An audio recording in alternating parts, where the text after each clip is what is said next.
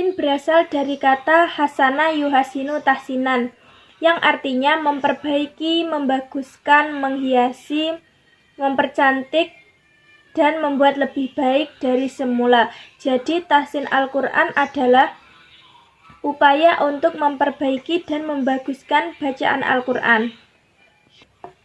Menurut istilah, tahsin seringkali dikaitkan dengan aktivitas membaca Al-Quran. Istilah ini telah mendapatkan tempat di hati masyarakat, terutama bagi mereka yang menyadari pentingnya rutinitas membaca Al-Quran dengan kesempurnaannya. Urgensi tahsin Al-Quran. Bacaan Al-Quran yang baik dan benar, sebagaimana ayat Al-Quran yang baik itu diturunkan, sangat dicintai oleh Allah Subhanahu wa Ta'ala.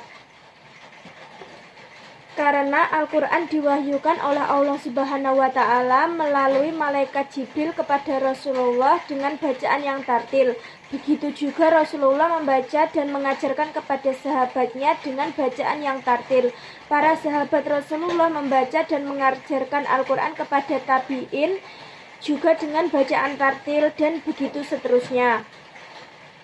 Bacaan yang bagus akan memudahkan pembacanya atau orang yang mendengarkannya menghayati Al-Quran. Menghayati Al-Quran merupakan misi turunnya Al-Quran. Bacaan yang bagus akan memudahkan seseorang meraih pahala dari Allah dengan sangat baik. Bacaan yang bagus memungkinkan seseorang mengajarkan Al-Quran kepada orang lain, minimal kepada keluarganya. Hampir dipastikan setiap orang perlu mengajarkan bacaan Al-Quran kepada orang lain. Setiap muslim harus memiliki andil mengajarkan bacaan Al-Quran kepada orang lain, minimal kepada anaknya. Bacaan yang bagus dapat mengangkat ke kualitas seseorang. Target tahsin Al-Quran. Agar program tahsin Al-Quran nampak berhasil dan mencapai target, maka perlu dipahami target atau sasaran tahsin Al-Quran yang harus dicapai adalah terciptanya kemampuan melafalkan huruf-huruf dengan baik dan benar sesuai dengan makhraj dan sifatnya. Terciptanya kemampuan membaca ayat-ayat Al-Quran sesuai dengan hukum-hukum tajwid. Terciptanya kemampuan membaca ayat-ayat Al-Quran dengan lancar, dengan tetap memperhatikan kaidah-kaidah tajwid, sehingga mampu melaksanakan anjuran Rasulullah membaca 30 juz dalam waktu sebulan. Terciptanya kemampuan menghafal minimal 1 juz dengan melafalkan yang baik dan benar. Terciptanya kemampuan menguasai kaidah-kaidah ilmu tajwid. Karena bagi pembaca Al-Quran yang memahami dan menguasai kaidah-kaidah tajwid, kecil kemungkinannya melakukan kesalahan saat membaca Al-Quran. Di sisi lain, ia juga mampu mengajarkan kepada keluarga dan masyarakat. Secara umum, tujuan pembelajaran Al-Quran adalah untuk menanamkan nilai-nilai ketuhanan kepada anak sejak dini, sekaligus sebagai dasar dalam menghadapi problem kehidupan, selaras dengan yang disampaikan oleh Amjad Qasim dalam mengajarkan ilmu membaca Al-Quran. Metode tahsin mempunyai tujuan agar dalam pengajarannya dapat berjalan dengan baik sesuai dengan tuntutan ibadah sebagaimana yang dikehendaki oleh Allah Subhanahu wa Ta'ala dan Rasulullah. Poin selanjutnya yaitu pengertian dari Al-Quran. Al-Quran adalah menurut bahasa yaitu bacaan atau yang dibaca.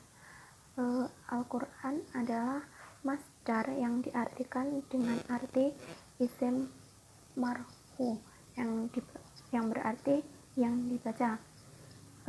Sedangkan menurut istilah ahli agama yaitu huruf syara yang berarti nama bagi kalamullah yang diturunkan kepada Nabi Muhammad SAW yang ditulis dalam mushaf. Jadi Al-Quran itu secara bahasa yang memiliki arti bacaan tersebut dikarenakan Al-Quran Al-Quran merupakan kitab bacaan yang perlu dibaca oleh setiap umat muslim.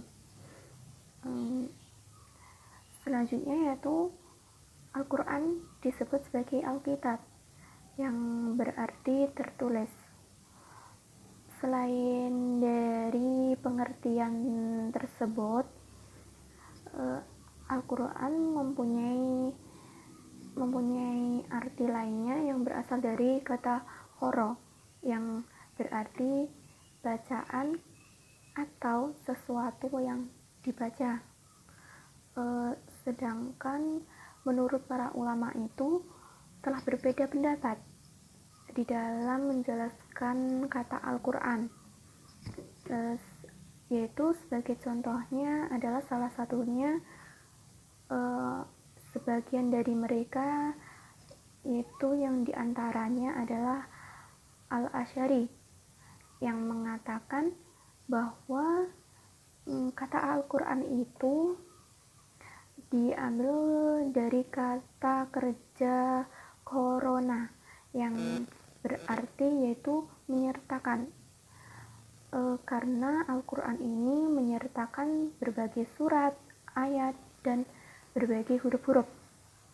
Adapun pengertian Al-Quran menurut para ahli, yaitu salah satunya dari menurut Al-Jurjani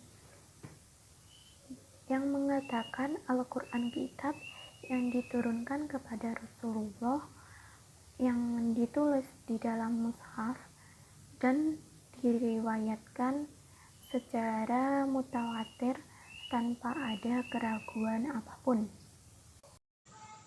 Tujuan tahsin Al-Quran adalah agar terhindar dari kesalahan dalam membaca Al-Quran, karena orang yang membaca Al-Quran tanpa tajwid akan berdampak buruk terhadap nilai ibadahnya dan dapat mengurangi nilai pahala yang diperoleh. Hukum tahsin Al-Quran terdapat dalam Quran surat Al-Muzammil ayat 4 yang artinya, dan bacalah dengan tartil. Istilah tartil dalam konteks Al-Quran yakni pelan-pelan dan hati-hati dalam mengeluarkan huruf-huruf Al-Quran dengan jelasnya makhraj dan ditunaikannya setiap haknya huruf beserta harokatnya. Hukum tahsin Al-Quran juga terdapat dalam hadis sahih yang diriwayatkan oleh Imam Bukhari dan Imam Muslim, yang artinya akan dikatakan kepada ahli Quran pada hari kiamat nanti, bacalah dengan tartil sebagaimana kami dulu pernah membacanya ketika di dunia, karena sesungguhnya kedudukanmu di surga terdapat pada akhir ayat yang kamu baca. Dengan kata lain, bagaimana mungkin Allah akan mempersilahkan kita menaiki tangga demi tangga di surga ketika tilawah dan hafalan Al-Quran kita buruk dan tidak dapat dipertanggungjawabkan. Hukum tahsin Al-Quran menurut Syekh Ibnul Jazari selaku ulama dan pakar ilmu tajwid dan qiraat mengatakan bahwa membaca Al-Quran dengan tajwid adalah hukumnya wajib. Sedangkan barang siapa yang membaca Al-Quran tanpa tajwid, maka hukumnya berdosa, karena sesungguhnya Allah telah menurunkan Al-Quran beserta dengan tajwidnya. Sedangkan menurut Ibnu Katsir, sesungguhnya semua imam dari kalangan ulama telah sepakat bahwa tajwid adalah suatu hal yang wajib sejak zaman Nabi sampai zaman sekarang, dan tidak ada seorang pun yang dapat mempertikaikan kewajiban ini.